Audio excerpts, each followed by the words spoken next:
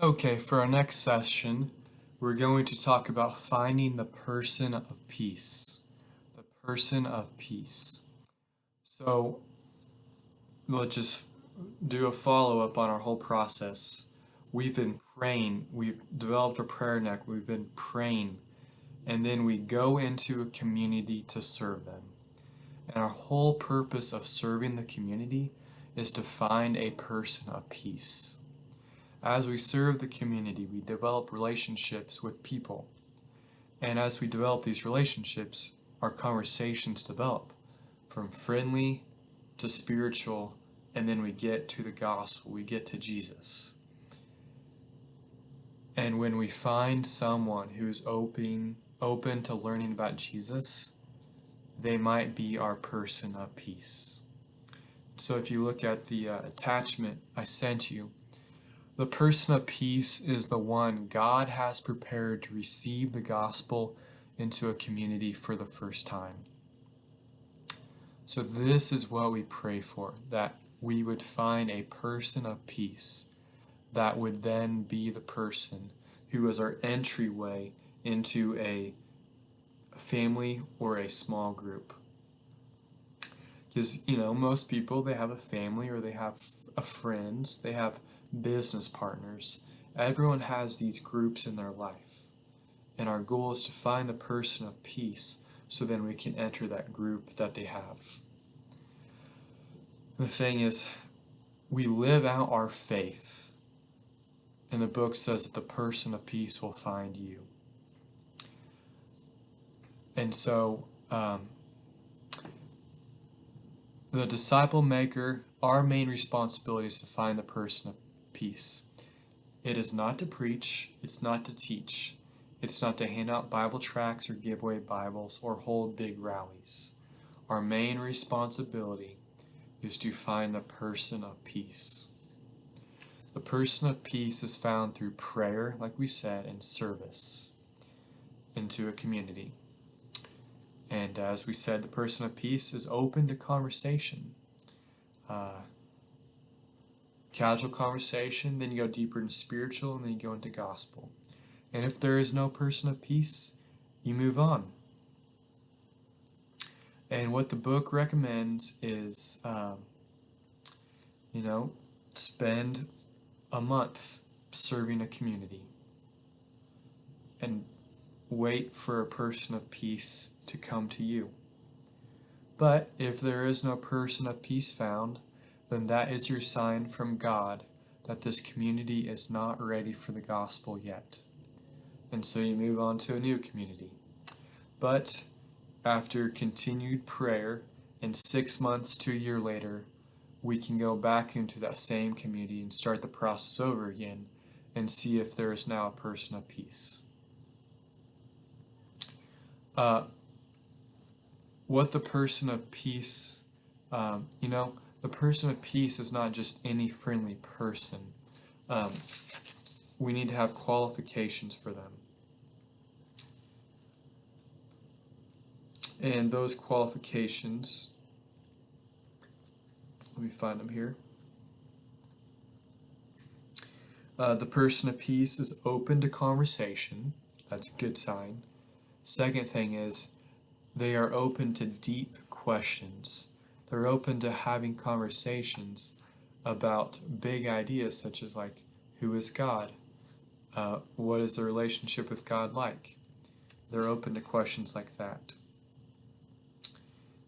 And the final qualification is that they want to go and once you get to the gospel message, once you get to Jesus, then they want to go and tell their family about it or tell their friends about it. Once those qualifications have been met, you have found your person of peace, and it is a reason to celebrate. And so once the person of peace has been discovered, our focus shifts. We are no longer focused on serving the community, but we're now focused on training that person of peace. We're now trained or focused on reaching that group that they're connected with. And so what that process looks like is we find a person who wants to learn about Jesus, and then we say, would your family also be interested in learning about this? Or do you have any friends who would like to know about this as well? Because we don't want to start this discipleship process with just them. We want to start this discipleship process with their group. And so we ask them, okay, if you would like to know more, let's invite some other people that would also like to learn. And so that's called a discovery group. A discovery group. And so that person of peace is our doorway into that community that has now become a discovery group. And so a group is started to help the family or friends discover on their own who God is and how they relate to Him. And this is the key thing. It's hard, but it's the key thing. The disciple maker teaches them how to read the Bible, but does not lead the group except to model it a few times in the beginning. So what this book recommended is that in the first month, the first 4 times, the first 4 weeks or first 4 times that the group meets to read the Bible and learn and read from it, just to read from it, that we are the ones who lead the group. We are the ones who model it for them. But as we meet together, a leader of the group will become apparent. And it might not be that person of peace originally.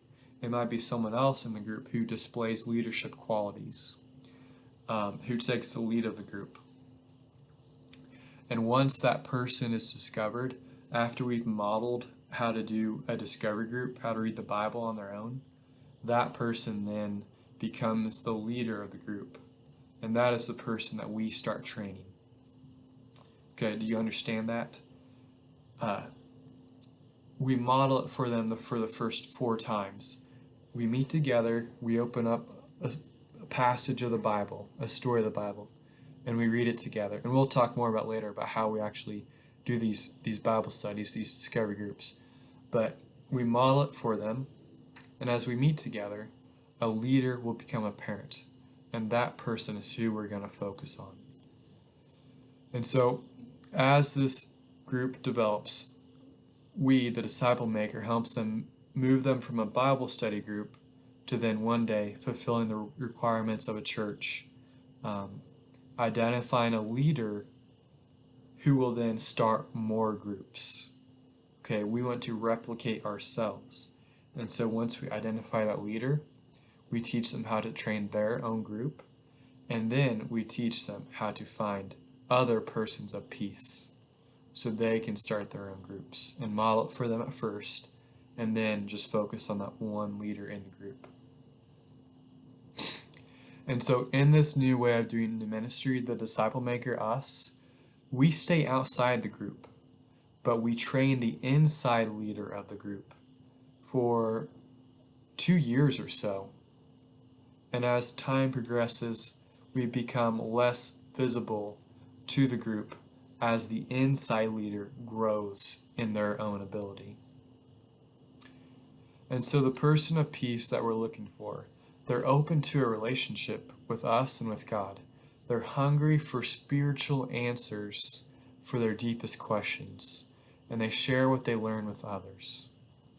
And so when we have these conversations with people in the community, we want to ask deep questions to see if they're actually interested in learning about God. So we ask them questions of who God is and what is God like. And then we tell them our opinion. And the person of peace will be one that enjoys and wants to have those conversations. And so finding the person of peace is a sign that God is ready to bring the harvest to that community. The Bible tells us to pray for harvesters. The harvester is the person of peace, and we pray to find the person of peace. But if there's no person of peace, we move on, but we pray for the right time to go back and try again in that community. And so, just to recap what we talked about in this lesson, is finding the person of peace. We talked about how we do that. We talked about what that person of peace will be like. And we talked about the importance of finding that person of peace, because they are our doorway into that small group that we lead at first, but then we identify a leader who our focus then shifts to. We take a step back and we train that one person to be a leader of that group as they read the Bible.